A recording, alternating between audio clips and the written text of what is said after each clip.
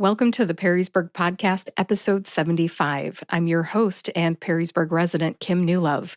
This is an informational podcast for prospective, new, and current Perrysburg, Ohio residents. We talk about what's in Perrysburg and why people like to live here. Our website is perrysburgpodcast.com. Chris Sargent is my guest today. Chris is the Deputy Police Chief at the City of Perrysburg Police Division. This episode comes out on Friday, December 27th, 2024. This is a time when people are still celebrating Christmas and planning to celebrate New Year's, possibly with alcohol. So our conversation covers drunk driving stats, planning ahead with a safe way to get home, personal consequences of drunk driving, personal stories from Chris's 20-year career in law enforcement, and more. If you listened to episode 74 last week, this is kind of a follow-up to that. You got a preview of today's episode. The first half of episode 74 was an interview with Destination Toledo's Kathy Miller about the 419 Ale Trail and the Christmas Ale Adventure. The second half of the episode included Chris Sargent's tips on getting home safely. Today's interview is much longer and more informative. And no matter what time of the year you listen to this conversation, Chris's advice should resonate. It will help you plan ahead and get home safely no matter what time of the year you're drinking. Without further ado, here's my conversation with Deputy Chief Chris Sargent from the City of Perrysburg's Police Division. Hi, Chris. Welcome to the Perrysburg Podcast. Hi, Kim. Thanks for having me. My pleasure. We are going to be talking about drinking and driving today. Very serious topic, and I'm so happy to have you here with me today. Oh, I'm happy to be here. Tell me a little bit about drunk driving. How would you define it, and what kind of a problem is it here in Perrysburg? Certainly, it's a problem everywhere, not just in Perrysburg, not just in Ohio, across the nation. It's something that we, as law enforcement, are always trying to get in front of to stop it before it is a problem. It certainly is not something we're doing all day long. I don't want you to get the idea that that's all we do is go out and arrest drunk drivers, because the problem isn't that prevalent, but it certainly is prevalent enough that we train on it. We teach our women and men who are out there driving the cars how to recognize impaired drivers and how you go about processing them and getting them off the street so everybody's safe. Because that's the ultimate goal, is to make sure that everybody gets home safe. Absolutely. We want people to have a good time, go out and have those experiences, but definitely be safe. Now, I love numbers as a medical person, and I understand that you probably have some statistics up your sleeve. Would you like to share those with me? I'd love to. Nationally, when you look at on a large scale, 37 people lose their life every day due to drinking and driving. In 2022, over 13,000 people died as a result of alcohol-related crashes. That could be drivers, passengers, pedestrians, somebody on a bicycle, whatever it might be, and it's far too many. When we look at a smaller scale in Ohio, as of right now in 2024, we're over 7,700 alcohol-related crashes and over 430 fatal crashes. Wood County, we're looking at a little over 105 alcohol-related crashes so far this year. And breaking it down even smaller to Perrysburg here, so far our division, we've arrested 92 drivers for operating under the influence, and we've had 8 alcohol-related crashes. So as you can see from those stats, it's certainly a concern of ours. It's a concern of every police department, not just here. And we want to do what we can to make sure we're putting the brakes on as much of that as possible. Thanks for the numbers. As a blood donor, I know that the Red Cross is always really sending out those emails aggressively around St. Patrick's Day and New Year's, especially around the holidays. Can you tell me, is there some relationship between crashes and holidays? I think a lot of times motorists they're more aware actually at the holidays because they think of, oh, it's New Year's, I better have a designated driver, or it's the biggest bar night of the year around Thanksgiving. Let's have a plan here. From my experience working on the street, I didn't always notice an uptick in OVI arrests because it was a holiday. What's OVI? Operating a vehicle while under the influence of alcohol or drugs. Thank you. Or a combination of them. But with that being said, you do have more people celebrating. So sometimes the numbers can increase, and it's something that we're aware of, and we want to make sure that we're out there looking for those drivers and enforcing it when we need to. Good on you. Thank you very much for being vigilant. Chris, I am not a police officer, just a citizen, but I try to prepare for when I'm going out and I know I'm going to be drinking. I have a 19-year-old son, and we jokingly say that he is our designated driver. I know that's one way to stay safe. So what are some other best practices for preparing for a night out? We all want to enjoy ourselves. How can we think ahead? And we, as a police division, want you to go out and enjoy yourself too. And that's great that you have that built-in designated driver. And that's what I really like to start with is that having a designated driver when you know you're going out and you might be consuming some adult beverages. But when I talk about a designated driver, one thing I would like to stress is what I would call a true designated driver. I can tell you over the years, I've arrested many drivers for OVI who were the designated driver, but they only had maybe a few, or they were and I'm quoting here, the least drunk of the other passengers in the car. So they were the driver.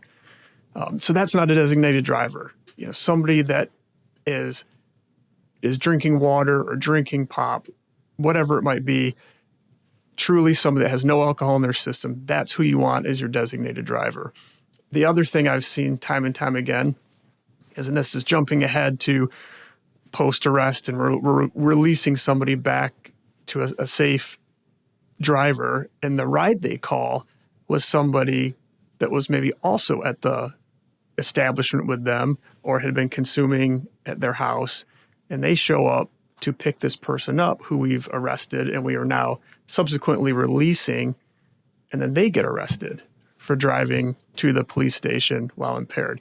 I've seen that more times than I can count. So when I talk about a designated driver, a true designated driver, take turns. You're fortunate enough you have your 19-year-old son to drive you around.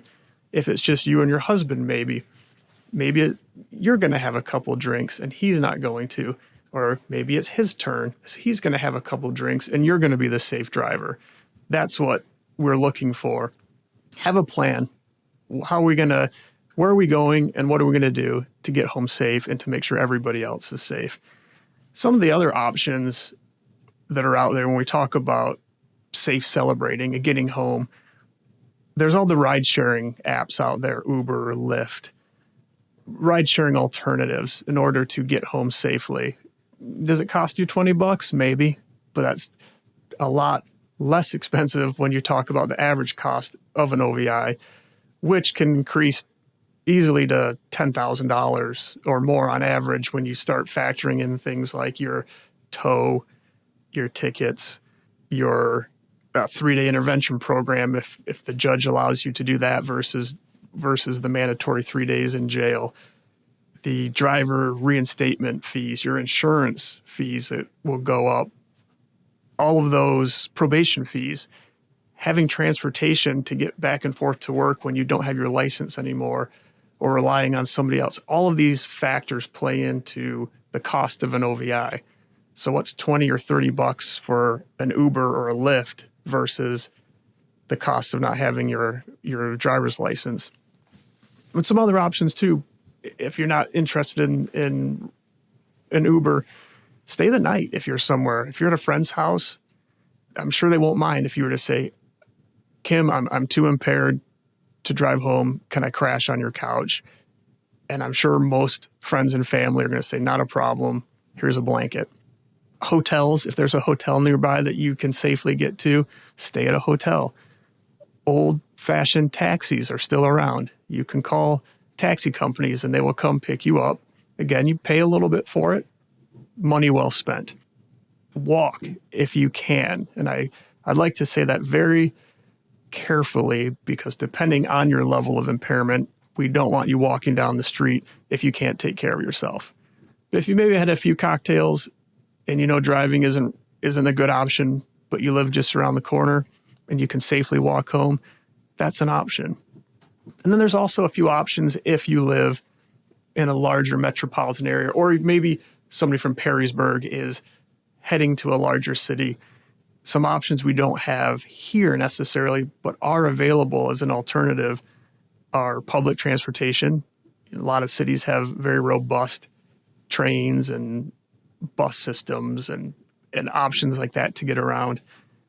There are safe ride programs. A good example of that is BGSU has Ziggy Zooms.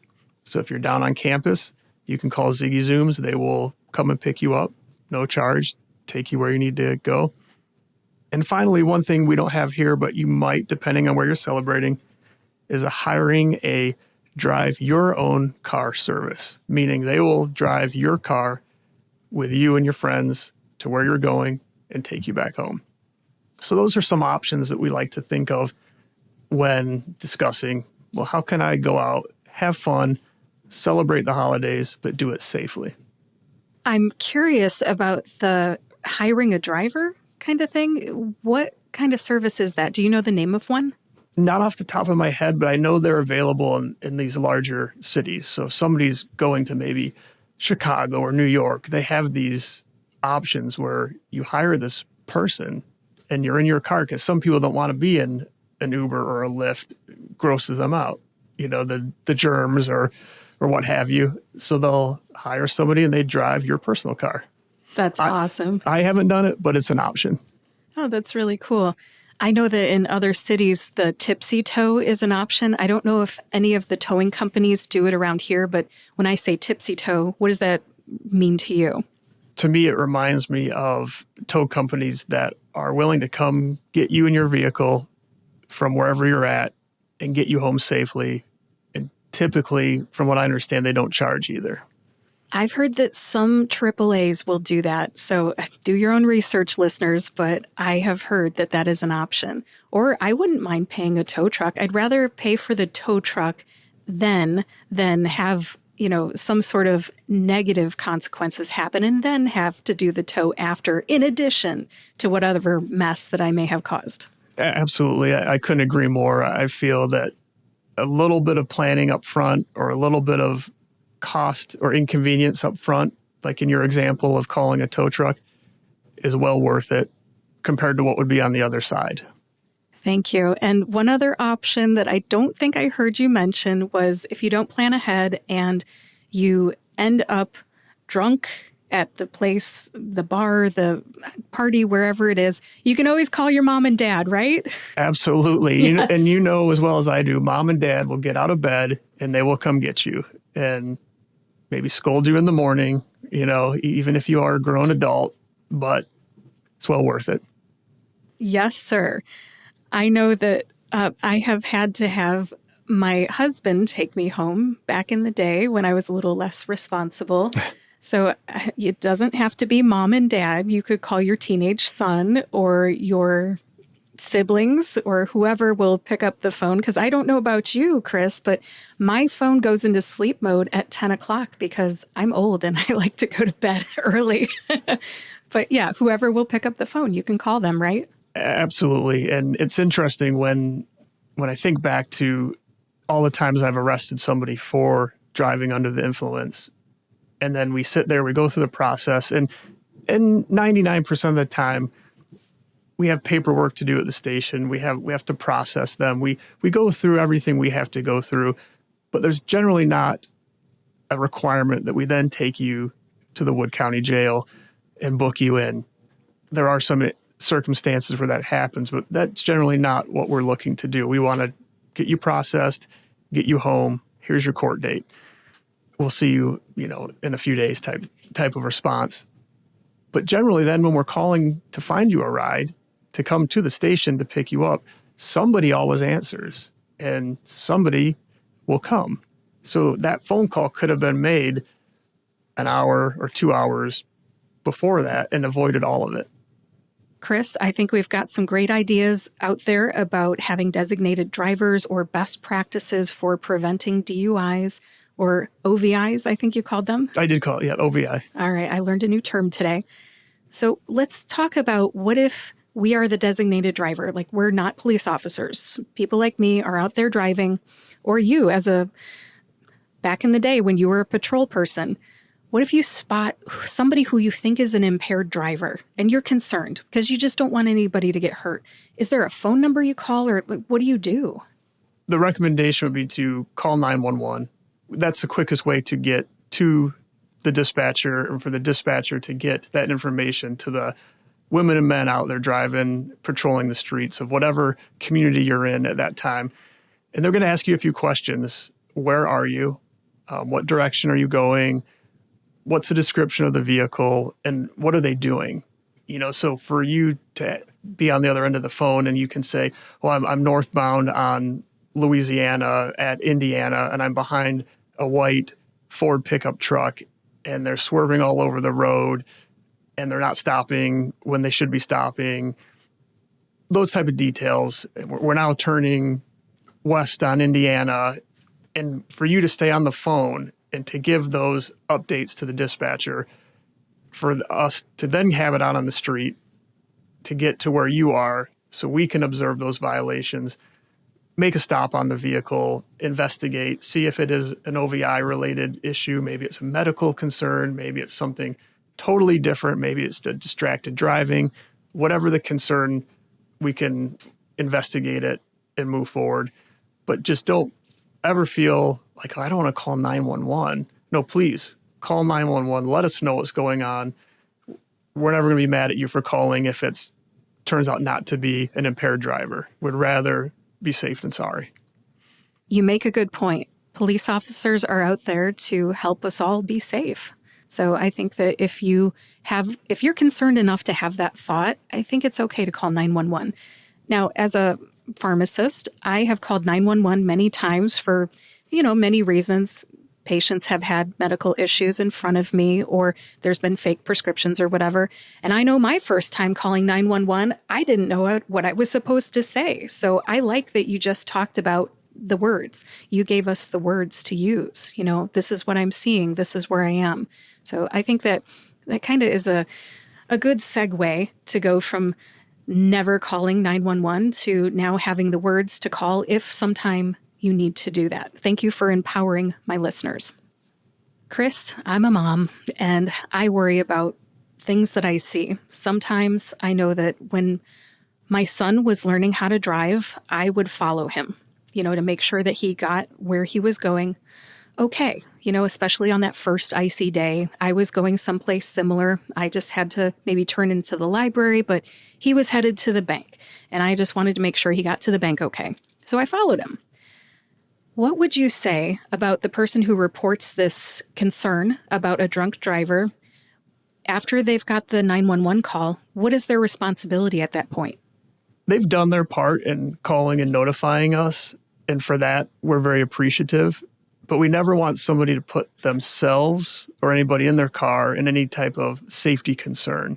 If it's safe enough that you can follow the vehicle down the road and continue to give updates to the dispatcher who you're talking to, the 911 operator, until the police catch up to you and are able to intervene, then that's okay too. But if you don't feel comfortable doing that, it's not safe, or you have a time crunch that you're in the middle of something, whatever it might be, everybody has their own stuff going on, I guess is what I'm saying. Just give us everything you can, and only follow that vehicle as long as you can safely do so and feel comfortable doing so. I think setting that boundary is important because sometimes people don't know when the job is done. You know what I mean? Just like with my son, I would be concerned about making sure that person got some help. But at the same time, I got my own stuff to do. So yeah, I appreciate that. It's almost like a permission thing, like understanding boundaries and getting that permission to just, yeah, it's okay to move on with your life. You have reported it. Thank you. And you calling and giving us information and maybe having to turn off the road to go a different direction is so much better than not calling at all. So we appreciate that phone call. Chris, what kinds of consequences await impaired drivers? Sure. The obvious ones starting at the beginning are your vehicle's being towed off the side of the road. You're in handcuffs in the back of a police car. You're receiving a mandatory court date, whether you take the test or you refuse to take the test.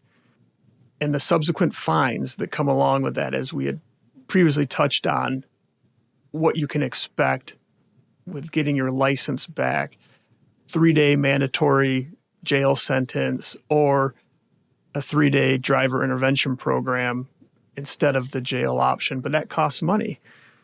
The reinstatement fees, your insurance rates, if the court orders an ignition interlock device, probation fees, as we mentioned, transportation to get around once you've lost your license, or relying on other people.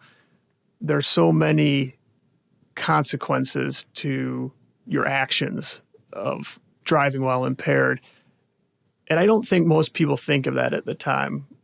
Obviously, people that have been arrested for this and they have gone through the process with the courts, they know what to expect. The offenders we arrest for a second or third time, penalties go up, jail terms go up, license suspensions increase. Everything keeps getting worse as if you're a repeat offender. But also, there's other impacts on your family that not everybody thinks about. And some of the more heartbreaking OVI arrests that I have witnessed or been involved in are the ones where there are kids in the car.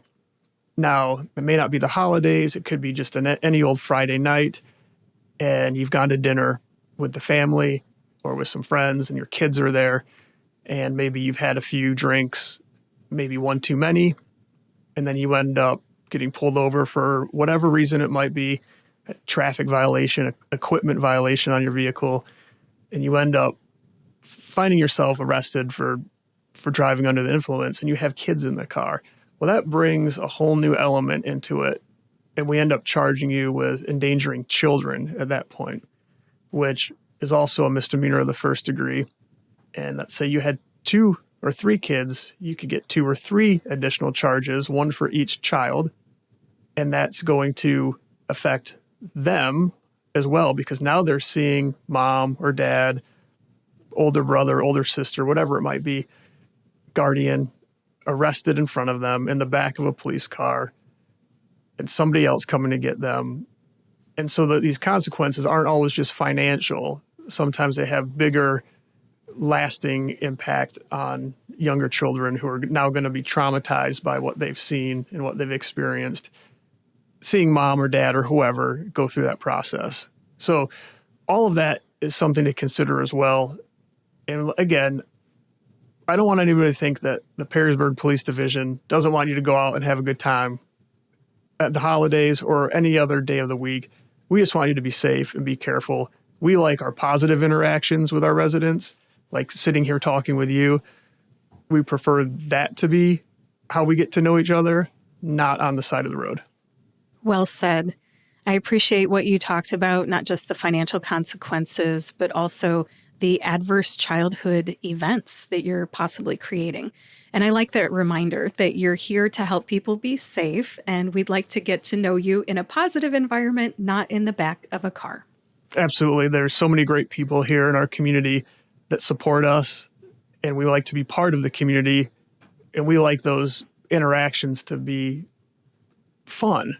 And on a more personable level, if they have to be professional, on a professional level, we will certainly do that, but would rather not get to know you that way. I appreciate that. Well said. As we start to close this up, I want to open this up for you to tell any stories, positive or negative, that may have to do with the topic of drinking and driving or the holidays, or maybe both. When I think of impactful stories that I've experienced or experiences, I always think of the college kids. And I think of them because where I worked previously to the city of Perrysburg, we bordered a college, a university, and 90% of our OVI arrests were college-age students. And they're at a point when you send your kids off to college where they have freedom and maybe too much freedom, and you're hoping they're going to make a good decision and a decision that doesn't impact them for years to come. And I think that's what sticks with me most are the college-aged or even high school students that have made this mistake and how it affects them moving forward. It's almost heartbreaking because you think, oh, they're doing what every other college kid does. They're going out to the bars with their friends, or they're going out to a restaurant, and then this happens. But you see from our side of it, as you go to court for pretrials and suppression hearings and the trial and the whatever might come of the case, you kind of follow it through and you see how that affects them. And then you have these conversations with them when you talk to them at court or you see them afterwards.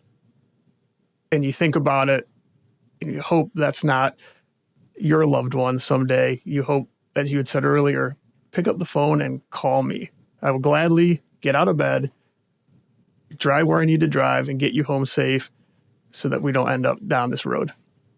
Well said. What are some consequences that you've seen college kids endure?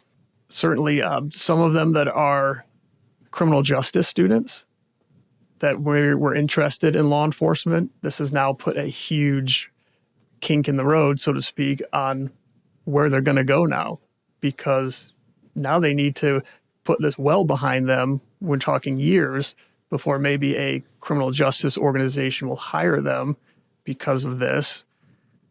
You're in pharmacy. I believe there's been some pharmacy or other medical related fields over the years.